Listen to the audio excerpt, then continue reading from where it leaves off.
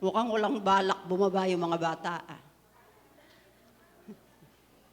Hindi ba kayo, hindi ba kayo magsa-Sunday school? Okay, praise the Lord. Oh, you can take their seats, adults. Praise be to God. Salamat sa Panginoon. Thank you, Lord. First Sunday of the month of December. The last month of the year 2025, mga kapatid. Isang buong taong pag-iingat ng ating Panginoon. Anong masasabi niyo? Ano pong masasabi niyo? Amen! Thank you, Lord! Dapat ba nating pasalamatan ang ating Diyos? Thank you, Lord! For the whole year 2025. Hindi niya tayo pinabayaan at iningatan niya tayo. Nag-birthday tayo. Di po ba? We celebrated our own birthday. O nga pala, this December, marami pa pong magsa-celebrate. Hinayaan niyang maragdagan na naman ng taon ang ating mga buhay. At ganyan kabuti ang ating Diyos. Amen? Tumutugon siya sa ating mga panalangin. Never ever forget. At huwag niyong titingnan ang inyong mga sarili na nakakaawa. Hindi po. We are so blessed. Pinagpala tayo ng Panginoon. At lagi niyong ilalagay sa puso niyo yan. Sapagkat ang diablo, lagi niyang ginagawa sa atin, ay lokohin tayo at magsinungaling sa atin. Sasabihin niya, talo ka na, tingnan mo nga, may sakit ka, hindi ka pinagagaling. He is a liar. Okay? At pwede niyo siyang rebukein as a child of God. He has no power over you. Kaya nga tayo nag-aaral ng salita ng Diyos para alam natin ang ating mga privileges. At lalong-lalo na sa ating mga pananalangin, when we approach the throne of grace, we are not alone. We have the Holy Spirit in us who helps us to pray, teach us how to pray. And we have Jesus at the right hand of God, interceding of what we need. Kaya maniwala tayo.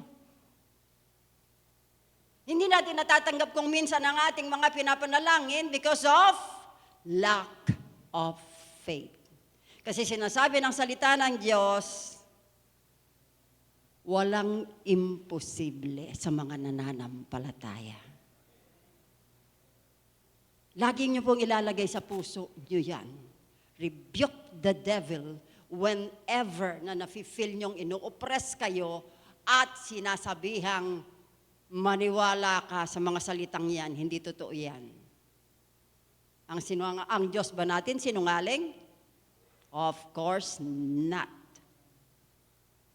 Siya ang tapat, buhay at makapangyarihang Diyos. At kailanman, hindi niya pawawalang halaga ang kanyang mga salita because they are holy and God is holy. Amen po. Kaya po ang pag-uusapan natin ngayon ay ang panalangin ng Panginoong Hesus sa mga mananampalataya. Importanteng maintindihan natin ito para alam natin ang ating mga pribilehiyo at hindi tayo napagsasamantalahan. Kasi once na tayo pinanghinaan ng loob, madidepress na tayo. At ito po ang ginagawa. Tingnan nyo ang social media. Bakit nagpapakamatay ang ibang kabataan? Nako-oppress sila. Ikaw nga naman ang makarinig ng kung ano-anong. Kaya nga tumingin sa social media kasi kung makapintas ang tao, kung makapanira ang tao. Kaya pala ang Lord, ang Diyos, galit na galit sa mga slanderers, sa mga reklamador. Nakita nyo? Noong panahon ni Moses, pinalamon sa lupa yung mga reklamador, yung reklamo ng reklamo, ipinalapon, ibinuka yung lupa, pinalamon silang lahat. Buti na nasa panahon natin ngayon, nasa dispensation of grace na tayo, hindi na tayo pinalalamon sa lupa. Ganito ang Diyos natin. May karapatan siyang gawin? Meron. Bakit? We are all but His created being. Lagi po nating tatandaan yan. Siya ang Diyos. Siya ang lumikha sa atin. At siya ang lahat ng may karapatan na gawin niya kung anong gusto niyang gawin sa ating lahat. But then, thanks be to God. Dahil napaka-gracious niya, sa kabila ng kanyang kapangyarihan, inisip pa rin niya ang kahabagan para sa para sa lahat ng kanyang nilikha. Amen po mga kapatid. Kaya naman purihin ang Diyos at salamat sa Panginoon sa kadakilaan niya.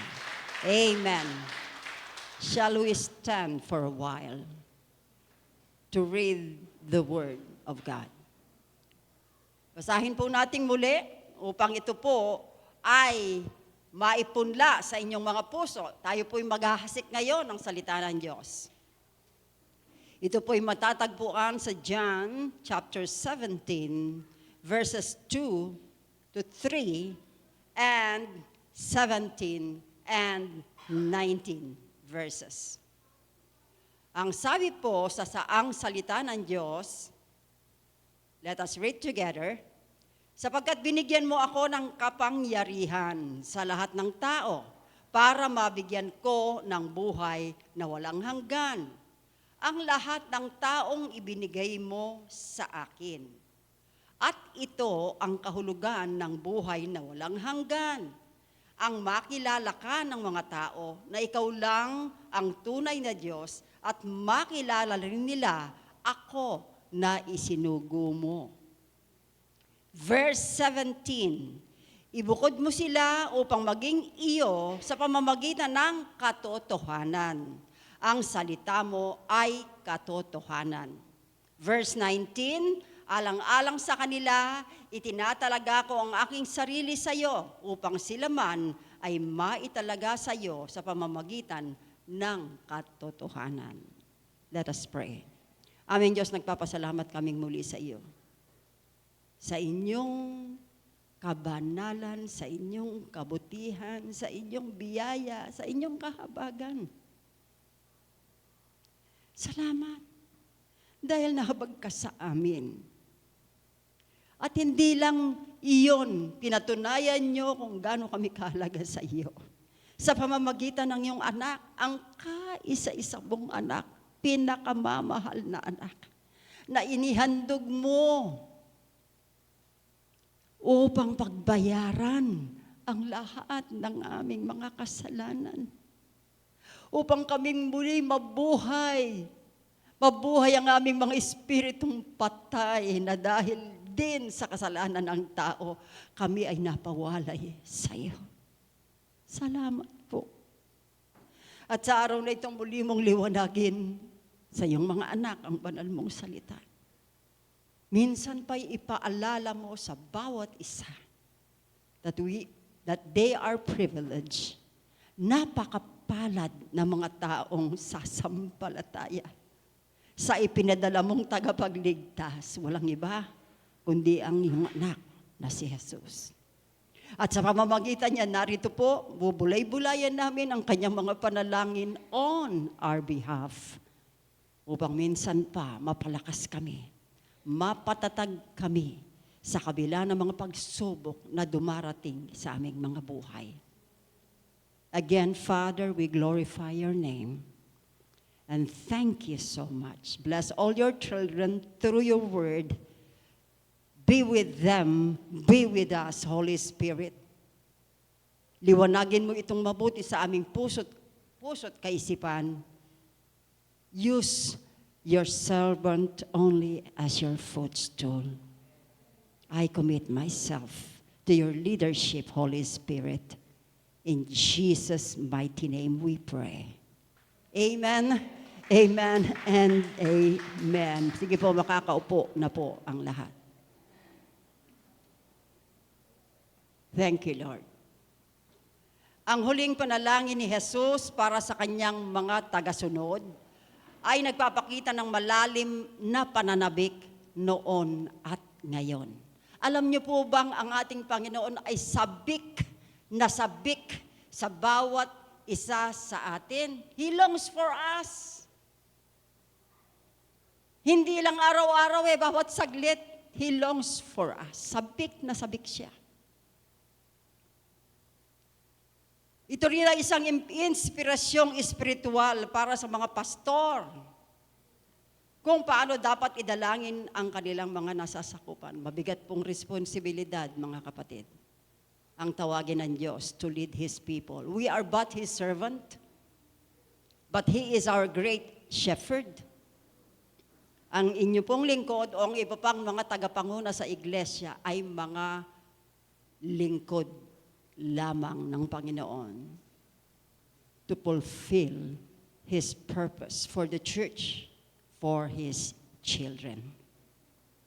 At ganun din naman ang mga magulang, parents. Ano po? At ganun din naman ang mga magulang na mananampalataya, paano rin dapat ipinapanalangin ang kanilang mga anak. Mabigat pong responsibilidad yan. Why? Dahil ipinagkatiwala po ng Panginoon ang inyong mga anak sa inyong pangangalaga to bring them to the knowledge of the Lord Jesus Christ. Amen po, mga kapatid. Ano po? Tandaan niyong mabuti, you have a great responsibility to your children. At nagbigay din ng mga pangunahing tungkulin ng Panginoon kung paano ipapanalangin ang mga nasa ilalim ng ating pangangalaga. Mga anak man yan, mga kak-eskwela man yan, kasamahan sa trabaho yan, kaibigan man yan, kapitbahay man yan, you and I are responsible. Amen po, mga kapatid? Okay. In praying for those under our care, our greatest concerns should be, eto po, ang pag-aaralan natin. Number 1, that they may know Jesus Christ and His Word intimately. Na makilala nila ang Panginoong Jesus at ang Kanyang mga salita. Ang sabi sa John 17, gaya ng binasa natin kanina, babasahin kong muli. John 17, verses 2 and 3, 17 and 19. Sapagkat binigyan mo ako ng kapangyarihan sa lahat ng tao para mabigyan ko ng buhay na walang hanggan ang lahat ng taong ibinigay mo sa akin. At ito ang kahulugan ng buhay na walang hanggan, ang makilala ka ng mga tao na ikaw lang ang tunay na Diyos at makilala rin nila na ako ang isinugo mo. Ibukod mo sila upang maging iyo sa pamamagitan ng katotohanan. Ang salita mo ay katotohanan. Alang-alang sa kanila, itinatalaga ko ang aking sarili sa iyo upang sila man ay maitalaga ko sa iyo sa pamamagitan ng katotohanan. Ang Panginoong Hesukristo po ang nagsasalita rito. Siya ang isinugo ng Diyos Ama upang tayong lahat ay mabigyan ng buhay na walang hanggan. Ano po? At ang nakakatuwa dito, ang Diyos Ama ang nagbigay sa Kanya ng mga taong ililigtas niya. Tingnan niyo yung katabi niyo. Binigay sa iyo yan. Imagine ang Diyos Amang pumili sa iyo at sa akin. Ano? Pinili tayo at dinala sa kanyang anak upang makilala natin ang kanyang anak. They were together, 3 of them, God the Father, God the Son, the Holy Spirit, and the Holy Spirit convicted us upang kilalanin natin ang ating tagapagligtas. Walang iba kundi ang ating Panginoong Hesukristo. Amen!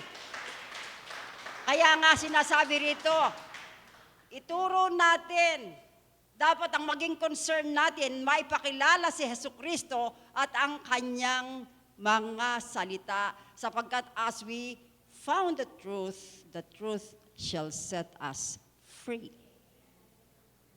Sabihin mo, hindi naman ako nakakulong, bakit naman ako mapapalaya? Yun ang akala mo.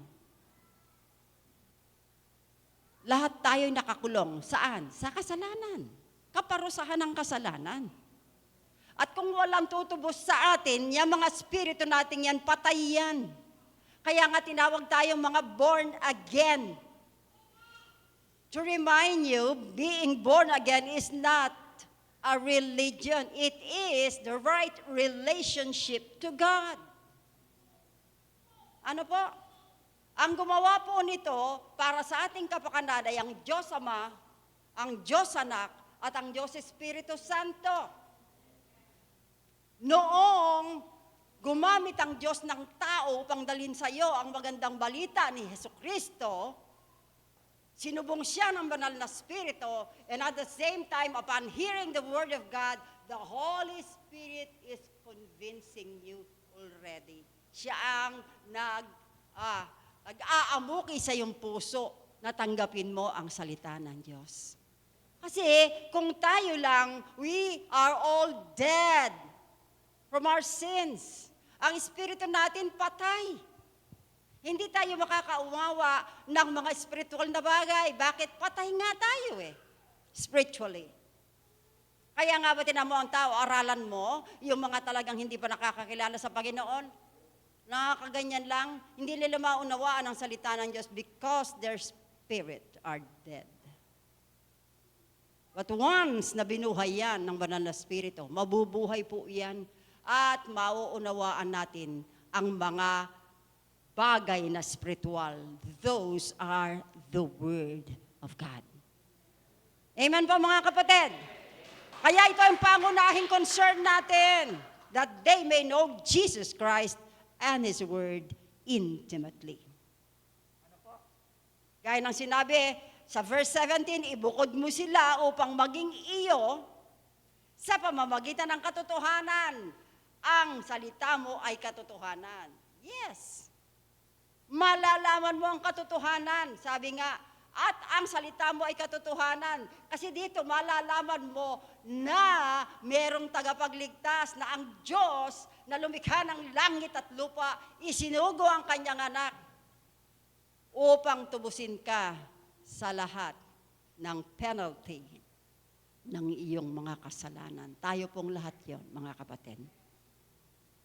At ang panalangin ni Lord Jesus Christ sa verse 19, alang-alang sa kanila, itinatalaga ko ang aking sarili. Jesus is speaking here. Itinatalaga ko ang aking sarili sa iyo upang sila man ay maitalaga sa iyo sa pamamagitan ng katotohanan. Anong ibig sabihin? Itinatalaga ni Jesus ang kanyang sarili sa kalooban ng Diyos Ama. Kasi kalooban ng Diyos Ama na tayo ay iligtas na lahat.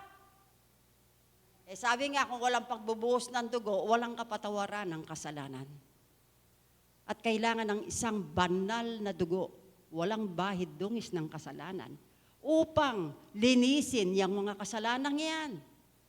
Iyan ang kalooban ng Diyos Ama. Amen? Kaya naman ibinigay ni Jesus, He submitted Himself freely, willfully, on our behalf. At yan po ay salita ng Diyos. At yan ang katotohanan na once you heard it and believe it, you will be set free from the bondage of sin. Amen, mga kapatid. Kaya't purihin ang Diyos at salamat sa Panginoon sa ginawa niyang ito sa atin. Thank you, Lord. Thank you, Lord. Pangalawa, that God may keep them from the world, from falling away, from Satan, and from false teaching. Verse 6 ng John 17 ang sabi, ipinakilala kita sa mga taong pinili mo mula sa mundo at ibinigay sa akin. Take note, ha? Ipinakilala kita sa mga taong pinili mo mula sa mundo at ibinigay sa akin. Sila ay sa iyo at ibinigay mo sila sa akin at sinunod nila ang iyong mga salita.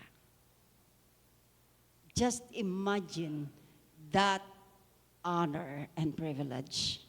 Napiliin ka ng Diyos, itangi ka sa lahat. Ilang bilyon na ba tayo ngayon? Ewan ko kung pumanik na tayo sa 7 billion. Ano po? Pinakatangi-tangi ka ng Diyos, pinili ka. Ano po? Ibinigay ka sa kanyang anak. At ang sabi, sinunod nila ang iyong mga salita. Bakit nila sinunod? Sa pamamagitan ng pagkilala nila sa kanilang tagapagligtas na si Jesucristo. And that is the truth, the Word of God that will set you free. Amen! Amen and amen! Thank you, Lord! Verse 11. At ngayon, babalik na ako sa iyo at hindi na ako mananatili sa mundo. Pero sila ay mananatili pa sa mundo. Banal na Ama, ingatan mo sila sa pamamagitan ng kapangyarihang ibinigay mo sa akin upang sila'y maging isa katulad natin. See his prayer for all of us? Ano po? Sabi niya, babalik na ako sa iyo. Kasi nagawa na niya, di po ba? Pinakusa sa krus, after 3 days, nag-resurrect. 40 days siyang nandito sa mundo, at babalik na siya sa Ama dahil nagawa na niya ang dapat niyang gawin. Ano ang panalangin niya? Ingatan mo sila sa pamamagitan ng kapangyarihang ibinigay mo sa akin. Jesus' power is in you. Ano po? So once you prayed, use His name. Huwag na huwag kayong magpipray na hindi nyo gagamitin ang pangalan ni Jesus sapagkat ito ang kapangyarihan.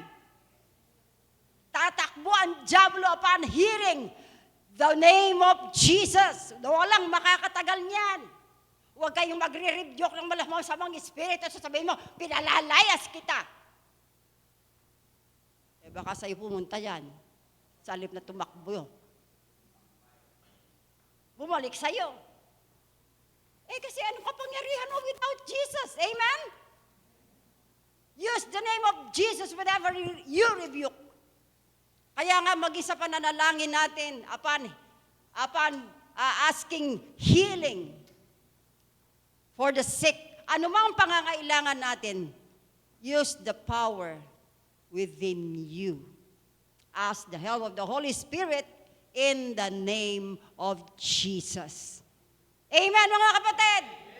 Kailangan alam nyo yan at paniwalaan nyo yan dahil yan ang totoo. Kasi ang gusto ng Panginoon, ang Diyos Ama, makawangis tayo ng kanyang anak. Alam nyo ba yun? Christ-likeness. Yan ang pinakabuod ng layunin ng Diyos para sa atin. Maging kawangis tayo ng kanyang anak na si Jesus. Kaya nga po, napakahalaga nito. Lagi niyong babasahin ang John 17. Ano po? Napaka-powerful po ng prayer na ito dahil si Jesus Christ mismo ang nanalangin nito.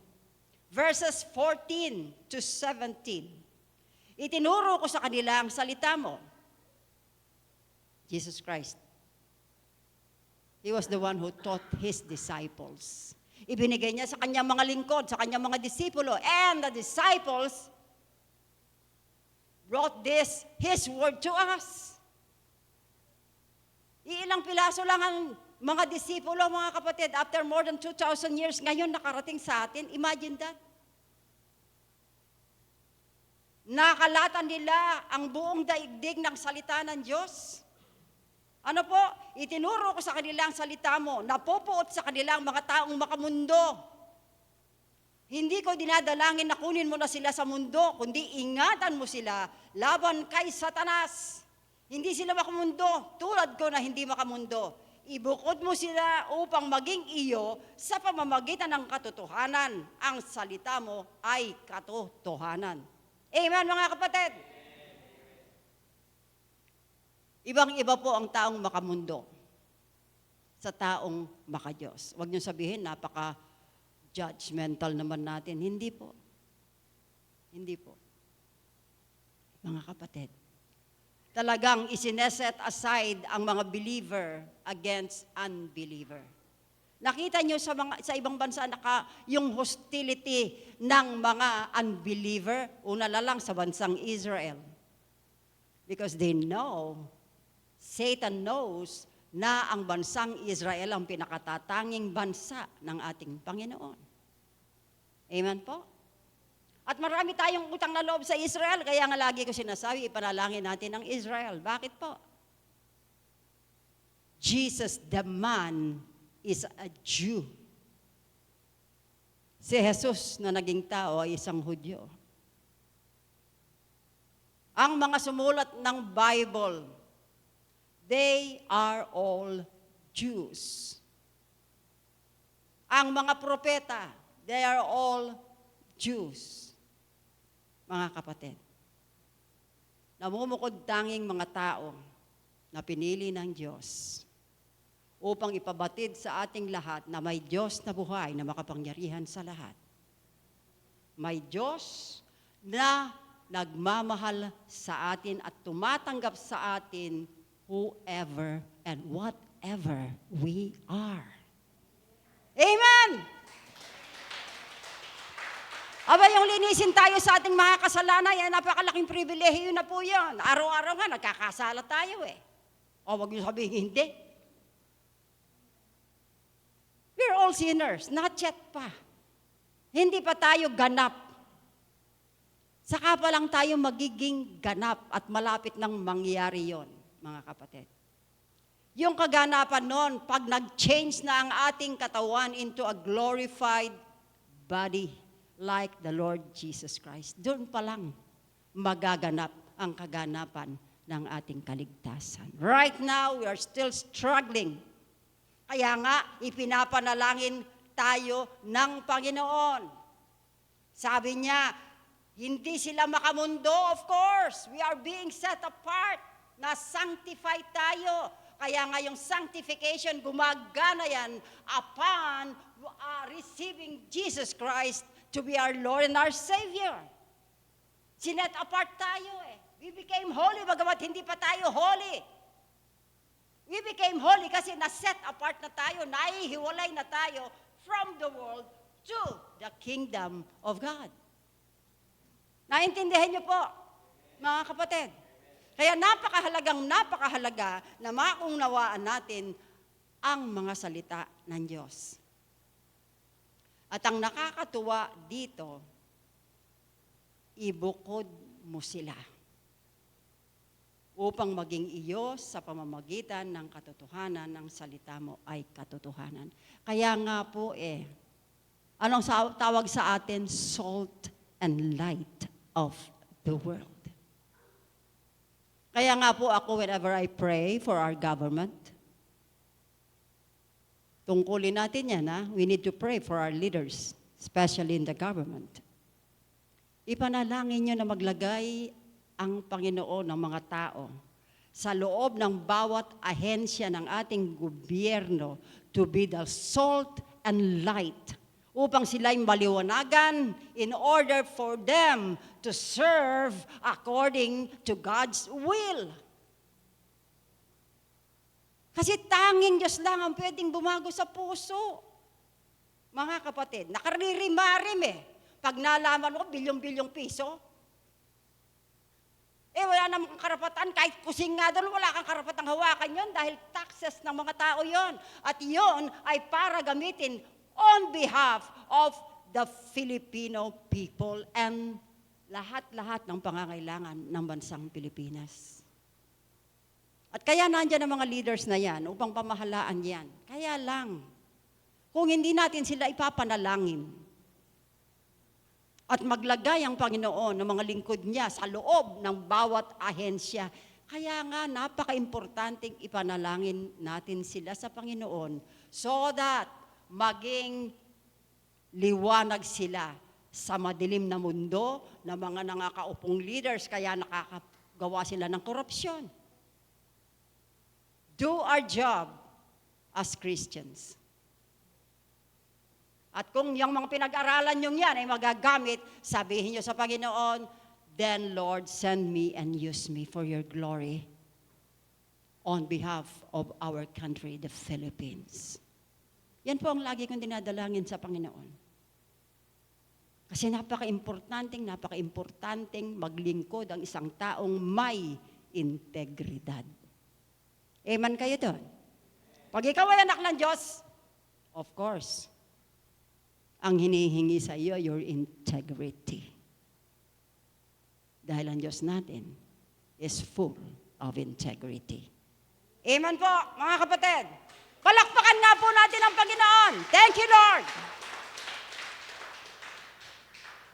Number 3, another concern, that they may constantly possess the full joy of Christ. Verse 13, ang sabi, ngayon ay babalik na ako sa iyo. Sinasabi ko ang mga bagay na ito habang nandito pa ako sa mundo para lubos silang magalak. Tingnan niyo po, again, si Lord Jesus Christ ang nagsasabi nito. Babalik na ako sa iyo. Sinasabi ko ang mga bagay nito habang nandito ako sa mundo para lubos silang magalak. Ibig sabihin, ang Diyos na tagapagligtas, nagawa na niya ang tungkulin niya na pagliligtas, babalik na siya dun sa nagsugo sa Kanya. At para maunawaan natin at maintindihan natin, ang bumabang ito na nagligtas sa atin ay tunay at makapangyarihang Diyos. Wala nang iba pa. At ang sabi, para malubos ang kanilang kagalakan, maintindihan nila na ako ay nasa tabi mo upang ipamagitan sila sa lahat ng kanilang mga pangangailangan. Huwag na huwag pong maglilihim sa Diyos, mga kapatid. Hindi siya nasusurpresa sa ating mga kahinaan. Kahiya-hiya mga aminin sa Panginoon yan. Kahit hindi mo aminin, alam naman niya. Amen? Nagbabalak-balak ka pa nga Pangalang Binabalak-balak mo pangalang. Alam na niya ang iyong maitim na balak. Kaya kapag ikaw ay nanalangin at pinanalangin ka ng Panginoong Jesus, puputi yan. Mahirap na papasubo sa kasalanan, mga kapatid. At ayaw ng Diyos na magdusa tayong lahat. Nasasaktan siya kapag tayo'y nasasaktan. Hindi po ba? Ang hirap mag-deal sa kasalanan. If you're guilty, hindi ka makatulog. I will not confess your sins, hindi naman nabibigla ang Diyos. Hindi naman nasusurpresa, kaya nga sinugo niya yung kanyang anak Kasi alam niya, hindi mo maililigtas ang sarili mo kahit anong gawin mo. Amen po. Kailangan alam na alam mo yan para malubos ang kagalakan mo. Naghihintay si Jesus, sabihin mo lang. Because we have a high priest beside God, our Father. At bukod pa doon, pag hindi tayo marunong manalangin, siyempre, may hangganan tayo dahil tao lang tayo. We have the Holy Spirit in us, within us, because we are the temple of the Holy Spirit. As a sign of our salvation in God through our Lord Jesus Christ. Amen? Praise the Lord! Tanda po iyan. Tanda iyan that you are already saved. The Holy Spirit. He is the earnest. He is the pledge. Pangako na ikaw ay ligtas na, kapatid. Amen! Number 4, that they may be holy in thought, deed, and character. Laging ipanalangin ito, that they may be holy in thought, deed, and character. Verse 17, ibigod mo sila upang maging iyo sa pamamagitan ng katotohanan, ang salita mo ay katotohanan. Upon knowing the word, Sa ayaw mo at sa gusto mo, re-rebukein ka niyan, kapatid. As you read and hear the Word of God, mangungusap sa'yo yan dahil makapangyarihan yan. Sabi nga, ang salita ng Diyos parang talim. Parang isang espadang magkabila, talim, sabi. May kapangyarihan niyang pumasok sa pinaghihiwalayan ng kaluluwa at espiritu. Hanggang sa kaibuturan, kailaliman ng iyong mga buto at kasuan. Ganyan kamakapangyarihan ang salita ng Diyos. Kaya sa ayaw mo at sa gusto mo, maaayos ang iyong pag-iisip, maaayos ang iyong mga ginagawa, at maaayos ang iyong karakter. Kapatid. Kaya nga minsan magtataka ka. O dati, lasenggo ka ng bayan eh. Nauubos mo yung, pati yung panindang gin doon sa kanto, nauubos mo, sa katutoma mo. O ngayon, nakilala mo si Jesus, kaya mo pa bang tumoma? O dumadaan sino ba yung nag-ano ng wedding dito? Tataya ka ba? Ako nanaginip ako, ganyan-ganyan, ika. O yung panaginip ko, ganito, 14, G's. Tatayaan mo ba? Ano po? Ang daming kalokohan ng mundo eh. Taya ka ng taya sa wedding, ipunin mo yung tinaya mo. Abay, magugulat ka. Mayaman ka na pala pag hindi ka tumaya. Ang dami mo palang ano ba yun? Naibayad sa mag-wedding. Ano po? Nababago ang ating pag-iisip. Hindi pwedeng hindi ka ma-rebuke ng salita ng Diyos eh. Kasi makapangyarihan yan. Dadalin niya yan sa puso mo para liwanagan ka, magsisi ka, at makapanumbalik kang muli sa Panginoon. Yan po ang ginagawa ng salita ng Diyos. Amen po mga kapatid! Kaya nga sa ayaw at sa gusto mo, makapag-iisip ka ng tama, makakagawa ka ng tama, at maitatama rin ang mga pag-uugali mo. Tayong lahat. Ano po? Dati kang pala mura, nililitanya mo ang lahat ng mura, ngayon hindi na mura. Praise the Lord ka ng praise the Lord. Share ka ng gospel ng word, ng salita ng Diyos. Inaalis, tinatanggal, isa-isa. Unti-unti. Hindi po instant yan. Hindi yan overnight change.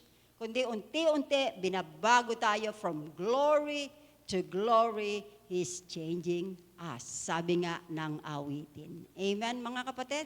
Amen? Pwede ba nating purihin ang ating Diyos?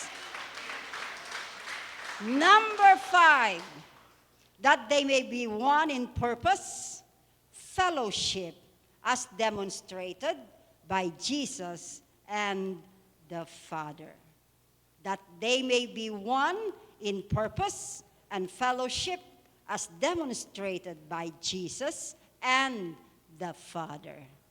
Verse 21 ang sabi, idinadalangin ko sa iyo, Ama, na silang lahat ay maging isa, gaya natin kung paanong ikaw ay nasa akin at ako'y nasa iyo. Naway sila man ay sumaatin para maniwala ang mga tao sa mundo na ikaw ang nagsugo sa akin. Kaya nga po tayo nire-require na makipag-fellowship, makipag-aral ng salita ng Diyos. Kung hindi ka nagpupunta sa church, ano po? Kung minsan yung mga pilosopo, hindi naman kung punta ng church, save ka. Ano po, may isang na nai-share at napakaganda. Ano ba ang purpose mo? Bakit ka pupunta sa church? Para makita mo yung kumari mo? Para makita mo yung crush mo? O para makita sa kapitbahay mo na banal ka at bakagi ka may dalang Bible o pupunta ka sa church? Ganun ba ang layunin mo kaya ka pupunta sa church? Mga kapatid, kapag may nakita ka, Nakakainis naman si sister. Nagdamit pa. Nakasarado nga lahat dito. Pagtalikod naman, bulaga. Tapos yung sister na yun, nangangaral si pastor, natutulog. Abay, lahat ng kapintasan ng kapwa mo, nakita mo. Ano bang purpose mo? Ba't nagpunta ka sa church? Hindi ba kaya tayo dumadalo sa gawain para sama-sama nating purihin ang Diyos? Sama-sama nating maibalik ang lahat ng papurit karangalan sa Diyos. Sumasamba tayo sa Diyos. Inaawitan natin ang Diyos. At kaya tayo pumupunta sa church, nakikipag-aaral tayo ng salita ng Diyos para mangusap ang salita ng Diyos sa puso natin. Hindi yung makita mo ang lahat ng kapintasan ng taong nasa paligid mo, ba't nagpunta ka pa sa church kung ganon?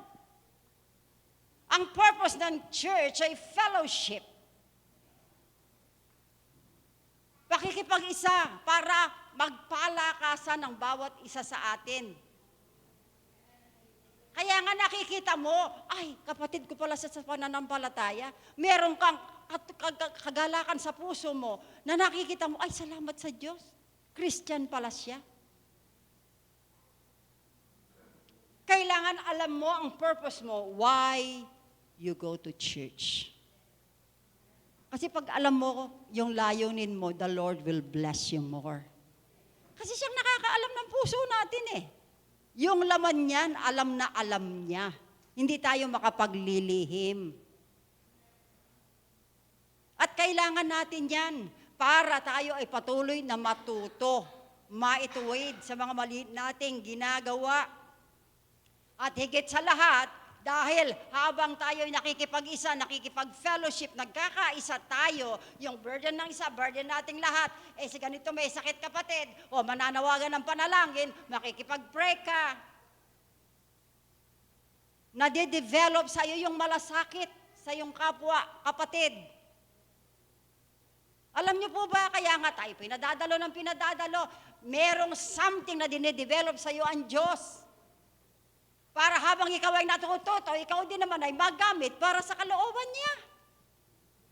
Anong matututunan mo? Kung nandun ka, nakatambay ka, nanonood ka ng Korean novela, lahat ng mga bida, kilala mo. Pero yung kapatid mo sa pananampalataya, hindi mo kilala. Hindi mo nakapagtataka yan. O may talento ka, anong ginagawa mo sa talento mo? Pastora, hindi naman ako marunong kumanta. Bakit? Pagkanta lang ba ang talento? Ang lagi kasing iniisip, hindi ako tumutugtog, hindi ako kumakanta, yung boses ko, nandito yung piano, ako nandun sa layak. Hindi lahat singer, kapatid. Maraming dapat gawin sa church na kailangan ang tulong mo. Kaya ka nga iniligtas ng Diyos Kaya nga tama yung example na ginawa ni Paul sa church as a body. Kasi hindi makakakilos ng maayos ang katawan kung kulang-kulang. Yun na nga lang pustiso Ikaw, nabunutan ka ng ngipin, wala ka ng ngipin, kumain ka. May enjoy mo bang kumain? Lalo na kung ang ulam mo buto-buto. Tapos ang titigas ng gulay, half-cook. Mag-i-enjoy ka ba? Sa ngipin pa lang ang pinag-uusapan natin. Hindi na nagagawa ang dapat niyang gawin. How much more sa ibang part ng katawan natin? Alam na sasabihin mo sa tuhod. Oy, tuhod, pupunta ako ng palengke, maiwan ka, ha? Sasabihin ng paa, maulan ako sa'yo. Paano lalakad ang paa? Wala palang tuhod. Di po ba? Ganon tayo, mga kapatid. Sila na yon, ako na dito, bahala na ako sa buhay ko. Kaya nga talagang bahala ka sa buhay mo. Hindi ka aasenso kapag ka ganon. Ano ba yung 2 oras na nandun ka sa loob ng church? Imagine we have 7 days. 6 days, lahat yan para sa'yo, nasa iyo. Tapos 2 oras lang in a week. Hindi mo ba ma-spend para makipag-fellowship sa mga kapatiran mo, makinig ng salita ng Diyos at mabigyan ka ng privilege na makasamba sa isang buhay at makapangyarihang Diyos. Alam nyo ba, isa-isa kayo? Akala nyo ba yung attendance natin doon, yun na yun? Hindi po. Ang attendance nandun sa langit. Nililista yan. Alam ng Diyos kung nag-attend ka o hindi. Alam ng Diyos na nasa mall ka, sa halip na mag-attend ka sa church. Kaya napakahalaga ng priority, mga kapatid. Tapos sasabihin mo, mahal mo si Jesus, mahal mo si Kristo, mahal mo ang Diyos. Anong patunay? Di ba pag mahal mo ang isang tao at mahalaga sa sayo, siya ang pangunahin sa lahat-lahat ng bagay? Amen ba kayo dyan? Pag mahal mo ang isang tao, napakahalaga niya sa'yo. Kayong mga anak, mga magulang sa mga anak nyo.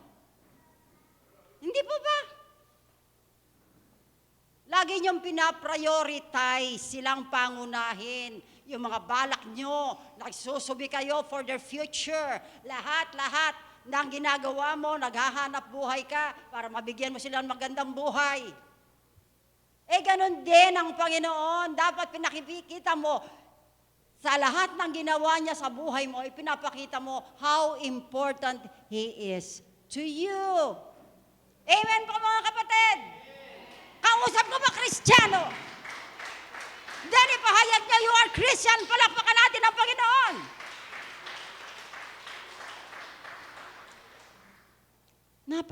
Napakahalaga po.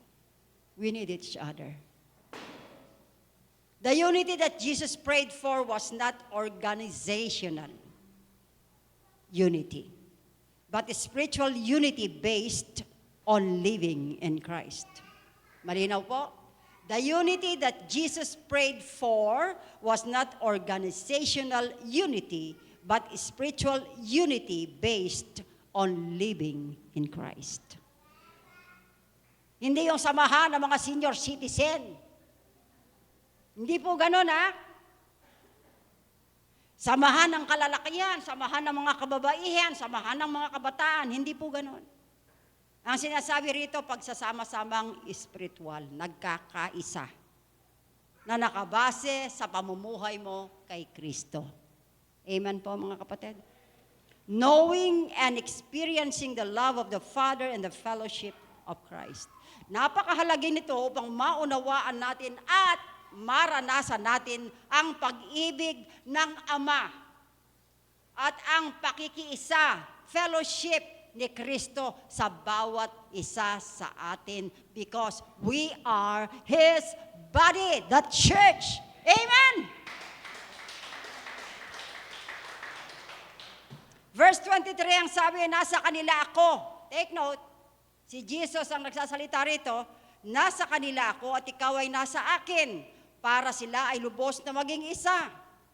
Sa ganon ay malalaman ng mga tao sa mundo na isinugo mo ako at malalaman din nilang minamahal mo ang mga mananampalataya tulad ng pagmamahal mo sa akin. O hindi ba kayo masaya niyan, maligaya niyan? Na minamahal mo ang mga mananampalataya tulad ng pagmamahal mo sa akin. Ang sarap namang pakinggan nun. Amen po! Yang pagsinta hanggang lupa lang yan. Hindi lang nalagyan ng labanos yung sinigang, nag-away na. Maglimutan na tayo! Ang sabing ganon. Samantalang sinasabi sa kasal, till death do us apart. For better or for worse. In sickness and in health, till death do us part. O yan ang pangako, ha? Tapos nabuwisit. Soli na kita sa nanay mo.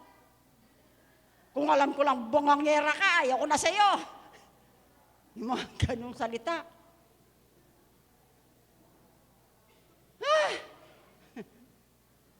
Mga kapatid, ito ang pinakamahalagang pag-ibig na dapat nating maunawaan. Kasi mahal tayo ng Diyos. Amen? Mahal tayo ng Diyos, kaya kailangan naman ibalik natin yung pagmamahal na yon sa pamamagitan ng pagmamahal natin sa ating mga sarili. Not selfish love, ha? Mahal natin ang ating sarili kung patuloy tayong nagpapakalalim sa kaunawaan ng salita ng Diyos. Mahal natin ang ating sarili kung nagpapasakop tayo, nagpapaturo tayo sa pangunguna ng banal na Espiritu.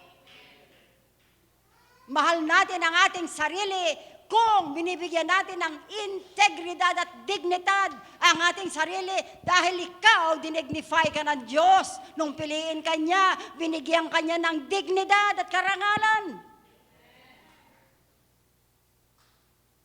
Ano ba ang dignidad? Sasabihin. Binigyan ka niya ng kabuluhan, kapatid. Kung di ka ba naman makabuluhan yung pangalan mo nakasulat sa aklat ng buhay. Amen?